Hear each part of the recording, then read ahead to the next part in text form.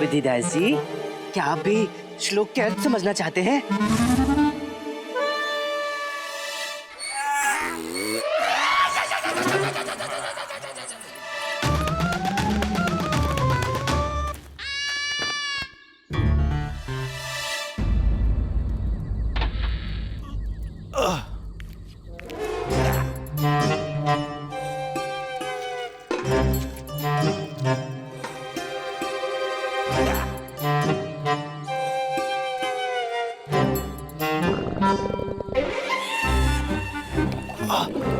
कितनी अधिक मिर्ची थी, कान तक से जने उतारने का अवसर नहीं मिल रहा। आ रहा हूँ, जा रहा हूँ, आ रहा हूँ, जा रहा हूँ। गुंडप्पा, कल तुझे बताऊंगा।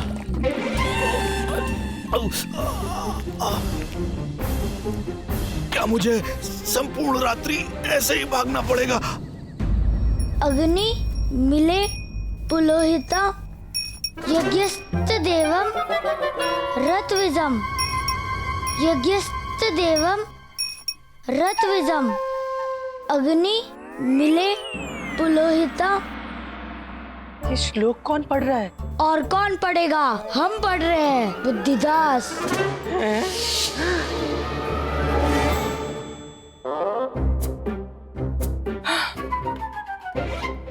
ये स्वप्न था या वास्तविकता? काश की वास्तविकता होता।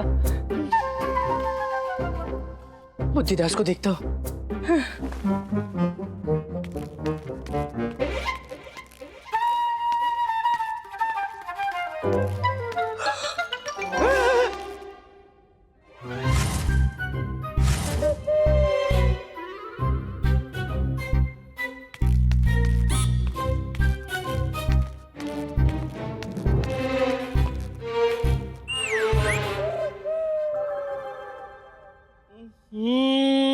अरे ये क्या किया बुद्धिदास, लीद भी कर दी।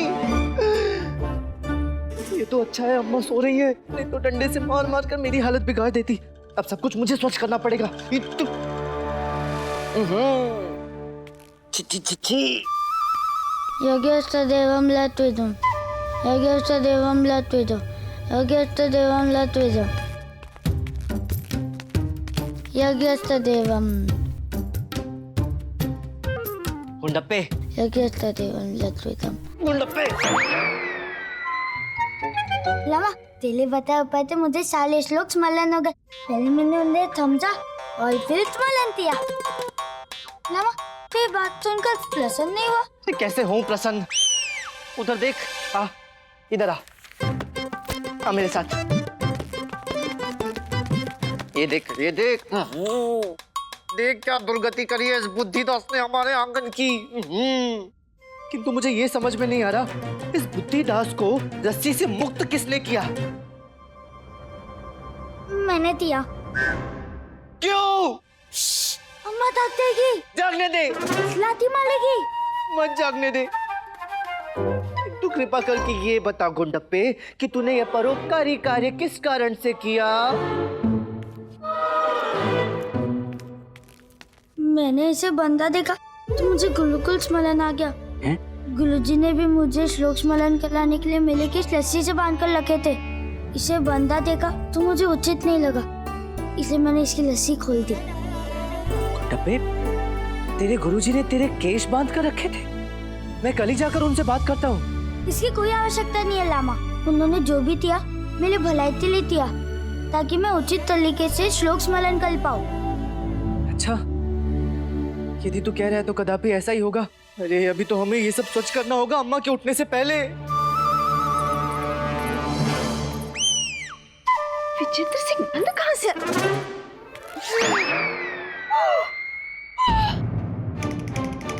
ईश्वर, ये क्या कर दिया? इसका दिन सारी तरकारी खा ली। इसका अर्थ ये रसोई में भी घूम कर आया है। हम अम्मा को बोलेंगे। अम्मा, अम्मा बाहर आइए, जल्दी बाहर आइए अम्मा। अम्मा, देखिए, ये देखिए, यही लेकर आए इस गधे को, यही उत्तरदायी है इसके? आंगन को तो गंदा किया ही है और हमारी रसोई घर में भी घूम कर आ रही है अम्मा। हमें हमारी रसोई स्वच्छ चाहिए। हाँ, और आंगन भी। हाँ, मैं अभी सब सोच करता हूँ अम्मा। मैं करता हूँ। अरे, रुको।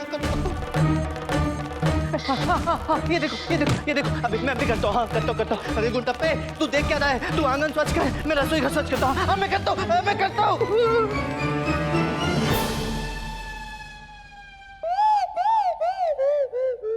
कहाँ से शुरू करूँ?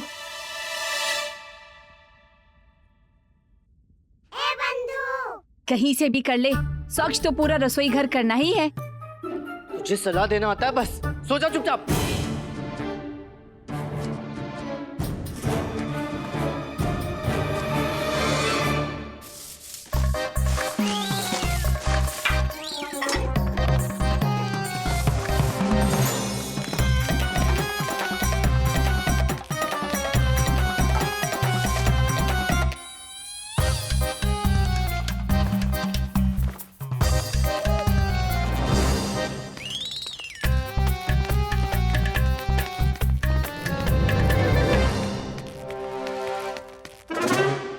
अरे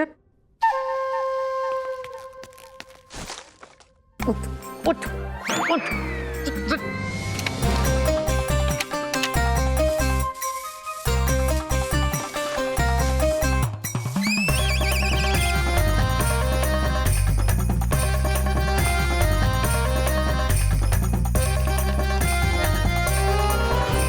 बहुत थक गया हूँ।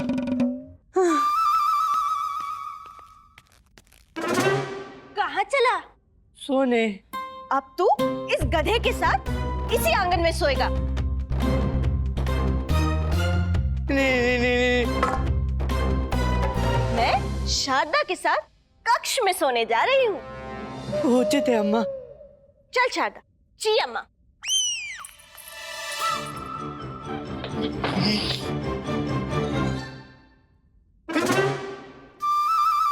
अरे कैसे पढ़ाऊंगा मैं तुझे?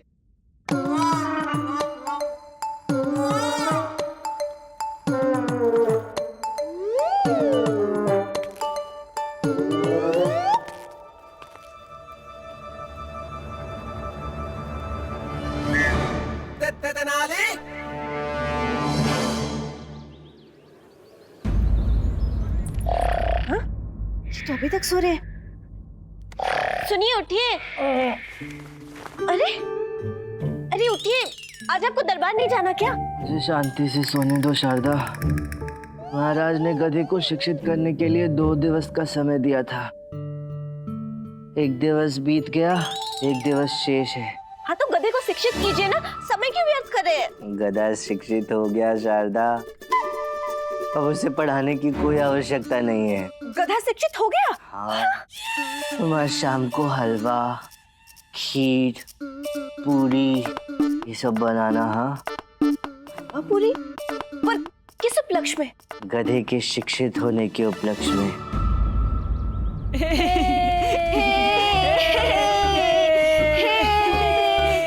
आज गुरुकुल का अवकाश है। गुरुवर का स्वास्थ्य ठीक नहीं है। गुंडप्पा, हम नदी किनारे खेलने जा रहे हैं, तो हमारे साथ तुम भी चलो। चलो।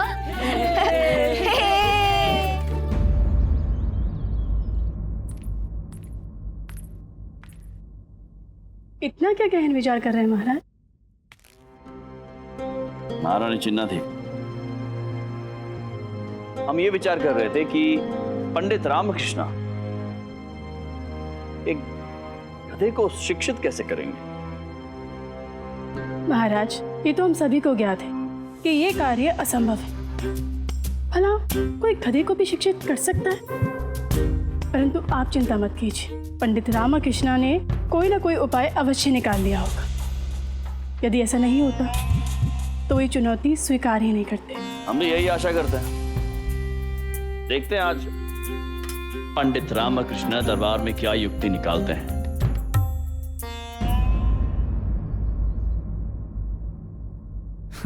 आज तो कृष्णदेव राय की पराजय सुनिश्चित है। ना तो पंडित रामकृष्ण गधे को पढ़ा पाया होगा और ना ही आज मणि वापस लौटा पाएगा।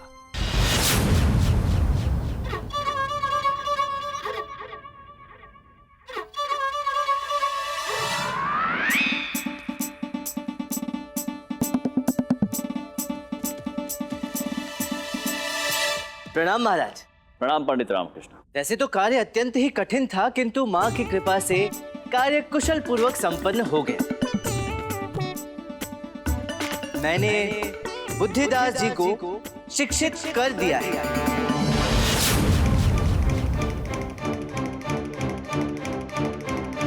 अब ये आप सबके समक्ष अपने शिक्षित होने का साक्ष्य प्रस्तुत करेंगे।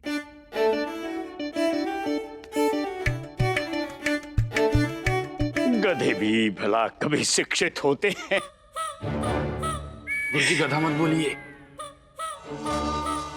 महाराज, 2 दिवस तक बुद्धिदास जी ने बड़ी लगन से विद्या प्राप्त की।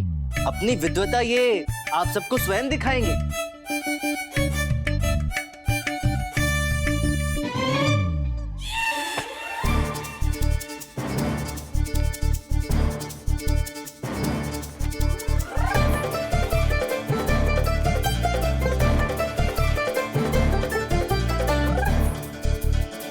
क्या कर रहा है ये गधा? बुद्धिदास जी पुस्तक पढ़ रहे हैं, सब शांत रहें, अन्यथा ये विचलित हो जाएंगे। पढ़ रहा है?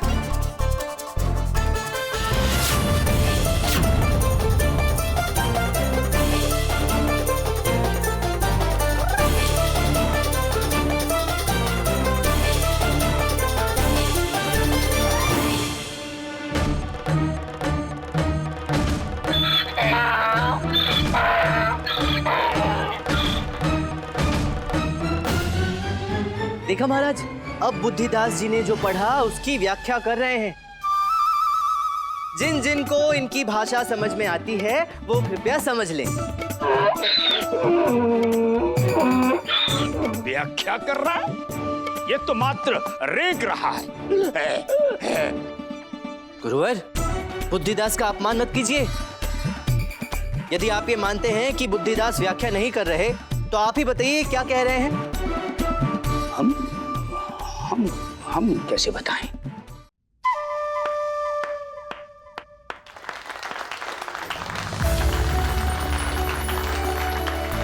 अद्भुत पंडित रामकृष्ण। सत्य में असंभव को संभव करने वाले का नाम है पंडित रामकृष्ण। तो सचित महोदय, क्या आपको कोई शंका है? हाँ हाँ, यदि कोई शंका है तो बताइए, ये क्या कह रहे हैं। नहीं नहीं, मुझे कोई शंका नहीं है। तो आप ये स्वीकार करते हैं कि पंडित रामकृष्ण ने आपकी दी हुई चुनौती पूर्ण कर दी है? महाराज, ये पंडित रामकृष्ण जी हैं। ये चुनौती पूर्ण नहीं करेंगे तो कौन करेगा?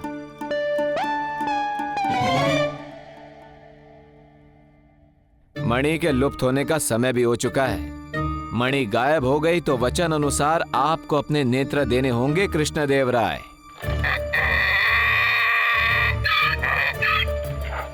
सचित महोदय, प्रतीत होता है बुद्धिदास का ज्ञान जो है वो छलक रहा है। शीघ्र इन्हें बाहर ले जाइए। यदि सारा ज्ञान यही निकल गया तो शीघ्र जाइए। जी महाराज, आओ बुद्धिदास।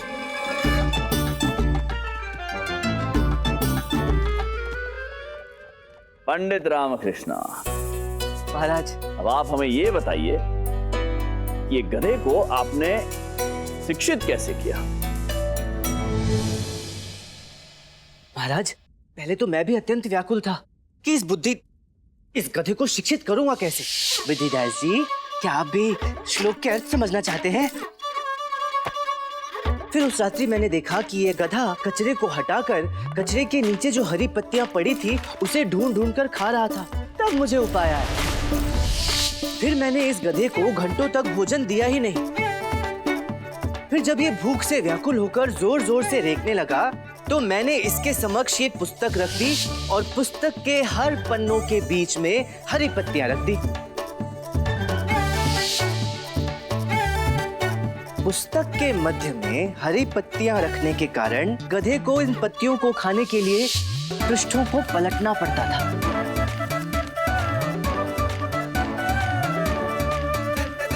मैंने इस गधे से रात्रि भर यही अभ्यास कराया। जब भी गधा भूख से व्याकुल होकर रेंकता, मैं उसके समक्ष इस पुस्तक के पृष्ठों के मध्य में हरी पत्तियां रख देता, ताकि इस गधे को पृष्ठों को पलटकर हरी पत्तियां खाने और रेख कर मांगने की आदत पड़ जाए।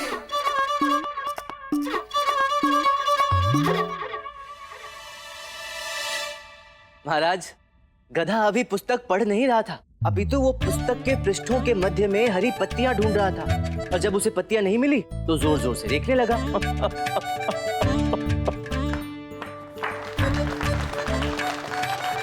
और अच्छे पंडित रामकृष्ण।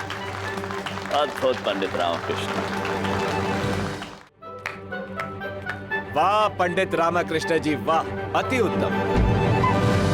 महाराज, 2 दिवस का समय समाप्त हो गया है, कृपया मुझे मणि लौटा दीजिए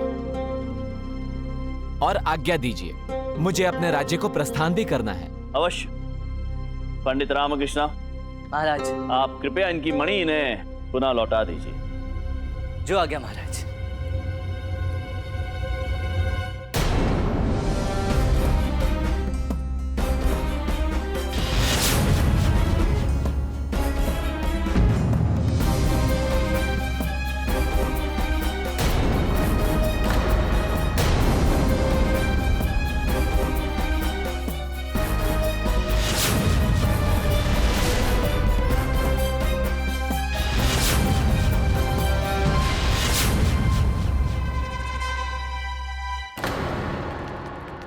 पंडित रामकृष्ण, क्या बात है?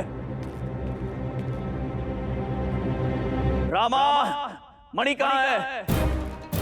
पंडित रामकृष्ण, ये इधर उधर क्या कर रहे हैं आप? महाराज आपसे कुछ प्रश्न पूछ रहे हैं। गुरुवर, जब मैंने अभी दरबार में प्रवेश किया था तो मणि इसी पोटली में मेरी कमर में बंद थी, अभी अभी नहीं है। सभी लोग मणि को ढूंढिए, तुरंत। हाँ, शीघ्र ढूंढिए।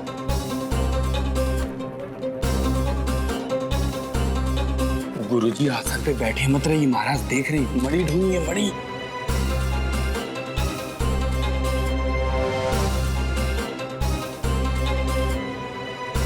महाराज, महाराज, मणि तो दरबार में नहीं है। पंडित रामकृष्ण जी, दुर्लभ मणि कहाँ है? पंडित रामकृष्ण, हो सकता है कि आप उस मणि को अपने निवास पर भूल आए हो। नहीं मंत्रीवर, मणि मेरे पास ही थी। थी तो कहाँ चली गई? पंडित रामकृष्ण जी, वो दिव्य मणि थी। हमारे महाराज के पूर्वजों ने अपने नेत्रों की बलि देकर भगवान शिव से अर्जित की थी। पंडित रामकृष्ण, आपसे चूक हुई है, आप उस मणि की सुरक्षा नहीं कर पाए।